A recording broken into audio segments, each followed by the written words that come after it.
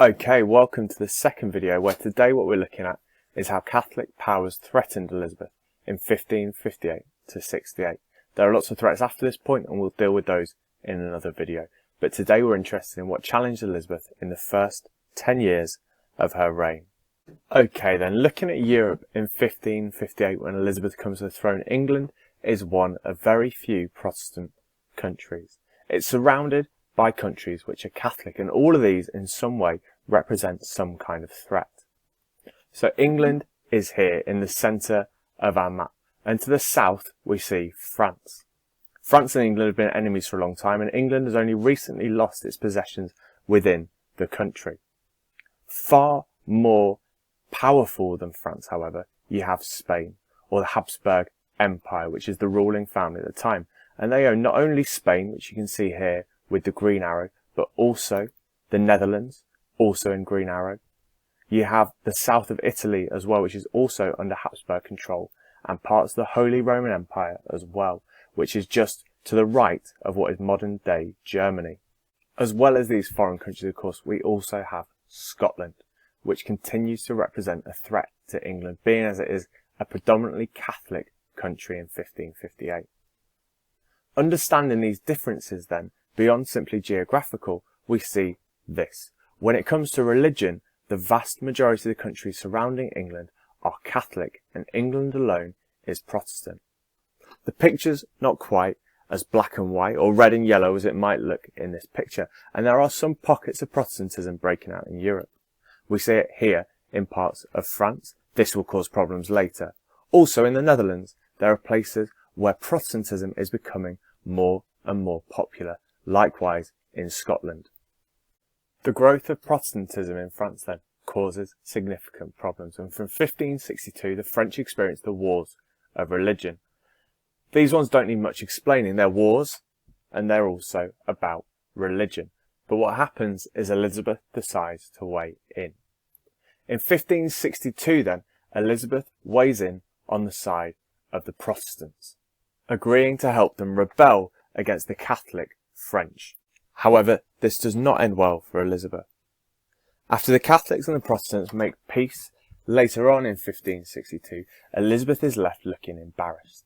As a final act of humiliation, Elizabeth cedes away any right England has to rule Calais as part of the Treaty of Troyes. If you remember, Calais had been ruled by England for a long time historically, but was lost to the French by Mary, Elizabeth's sister. By acknowledging Calais as French, Elizabeth is giving up England's last claims to land in France and within the continent of Europe itself. France isn't the only Catholic power which represents a threat, however, and whilst France fights amongst itself for much of the 1560s, a far bigger headache for Elizabeth is brewing in the Spanish Netherlands. Historically, the Netherlands have been a key trading partner for England, trading in items like cloth, but specifically in wool, where the Netherlands formed a key part of the process whereby this was made and sold. This changes in 1563, however.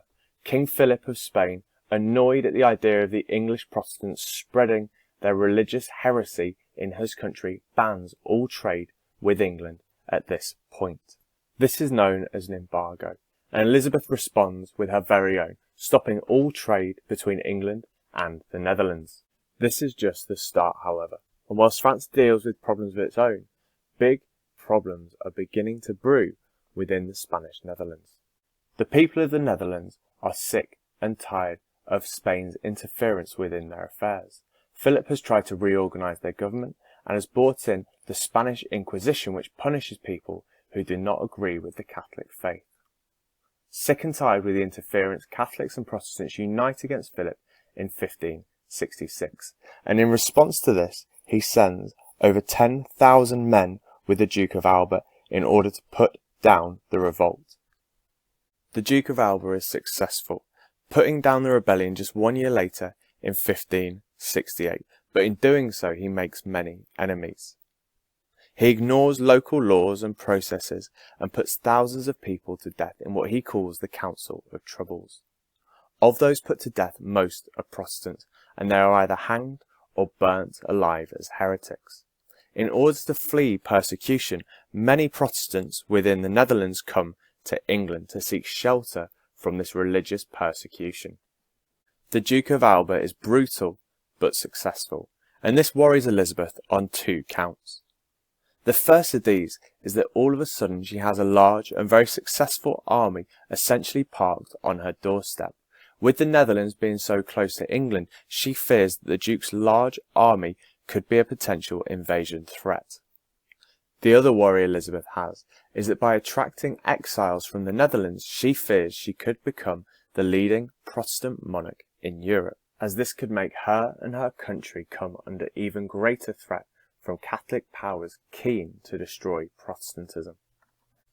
Despite her concerns, Elizabeth walks a very fine line, and nowhere is this more true than in her support for the Sea Beggars. The Sea Beggars were Dutch rebels who, having escaped the Netherlands, continued to fight against the Spanish, carrying out attacks against Spanish ships within the English Channel. In one of the most audacious of their raids, Spanish ships which are carrying gold to pay Alba's troops within the Netherlands run away from these ships and seek refuge in English ports.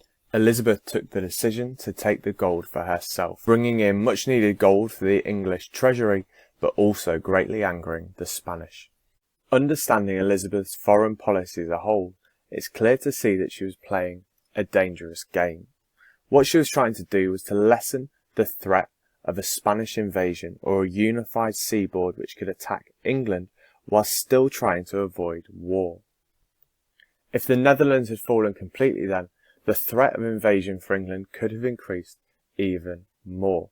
And what's more so, a strong, unified Habsburg Empire, Spain, could have given even more hope to Catholics within England who wanted the end of Elizabeth and for Mary Queen of Scots to become Queen of England as well.